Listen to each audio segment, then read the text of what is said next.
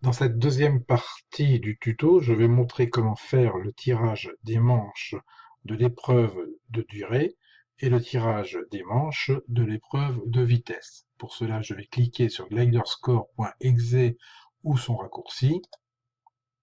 La fenêtre de menu principal s'ouvre, je clique sur Ouvrir, ouvrir le concours F3Q Automobile 2017. Dans la première partie, j'ai montré le paramétrage commun à tous les concours F3Q, à savoir donc cocher la case durée qui permet d'obtenir la fenêtre de paramétrage de la partie durée et la case vitesse pour avoir la fenêtre de paramétrage donc de la vitesse. J'ai choisi d'avoir les numéros de dossard figurant sur les feuilles de vol. Et dans l'option de tirage, j'ai gardé l'écart de 20 kHz dans le cas d'utilisation de fréquences en 41 et 72.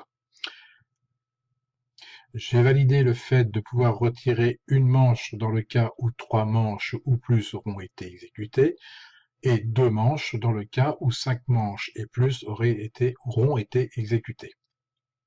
Dans la partie durée, j'ai fixé à 480 secondes, ce qui correspond à une durée de 8 minutes. Et sur la ligne bonus attéro, j'ai choisi la bande des 40 mètres par 20 mètres qui nous permet d'avoir 20 points de bonus d'atterrissage. J'ai fixé à 5 le nombre de groupes par manche et à 4 pilotes par groupe. Sachant que nous avons inscrit pour ce concours 20 pilotes.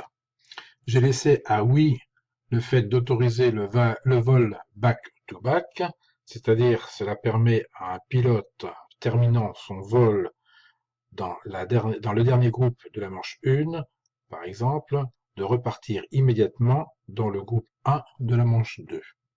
Dans la fenêtre de vitesse, j'ai fixé à 1 décimale le temps après les secondes et laisser le nombre de groupes à 1, puisque en vitesse, il n'y a qu'un groupe de 20 pilotes, les pilotes volant les uns derrière les autres. Maintenant, nous pouvons effectuer le tirage des manches de durée et ceux de vitesse. Donc dans la partie durée, je vais cliquer sur tirage. La fenêtre de tirage s'ouvre et me confirme que j'ai bien choisi un espace de 20 kHz, que j'ai bien 5 groupes par manche et que j'ai autorisé le vol back-to-back. Là, je vais fixer maintenant le nombre de manches que je souhaite exécuter dans la journée. Par exemple, je vais fixer ce nombre à 6. Je vais fixer le nombre à 25, 30, le nombre d'itérations qui permet d'obtenir le meilleur tirage par manche. Je vais le fixer à 26, allez hop. Et je n'ai plus qu'à cliquer sur tirer. Voilà, le tirage commence à s'effectuer, disons, avec le nombre d'itérations. Et à la fin, je n'ai plus qu'à fermer cette fenêtre, le tirage étant réalisé. Je peux me permettre de soit vérifier, si ce tirage me convient, et éventuellement le retirer si ça n'était pas le cas. Je vais faire maintenant la même chose pour la partie vitesse. Je vais cliquer sur tirage. J'obtiens à peu près la même fenêtre que pour la durée, à savoir que j'ai toujours l'espace conservé de 20 kHz pour les fréquences en 41 et 72. Que là, j'ai un groupe par manche, puisque en vitesse, il n'y a qu'un groupe.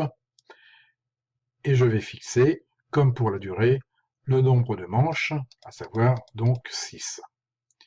Le nombre pour l'itération que je vais fixer, là je peux choisir un autre chiffre, il n'y a pas de problème, 26 ou 27, voire même 30, pour obtenir le meilleur enregistrement. Par contre, je vais valider le bouton du passage de la vitesse dans l'ordre du tirage de la durée.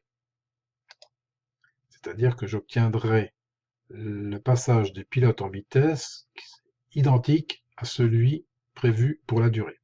Je n'ai plus qu'à tirer ce tirage qui se fait très rapidement, comme on vient de le voir. C'est fini, je n'ai plus qu'à fermer. Cette partie sur le tirage des manches de durée et des manches de vitesse pour une compétition F3Q avec le logiciel GliderScore est maintenant terminée. Vous verrez dans la partie 3 l'édition des feuilles de vol et l'édition des tickets.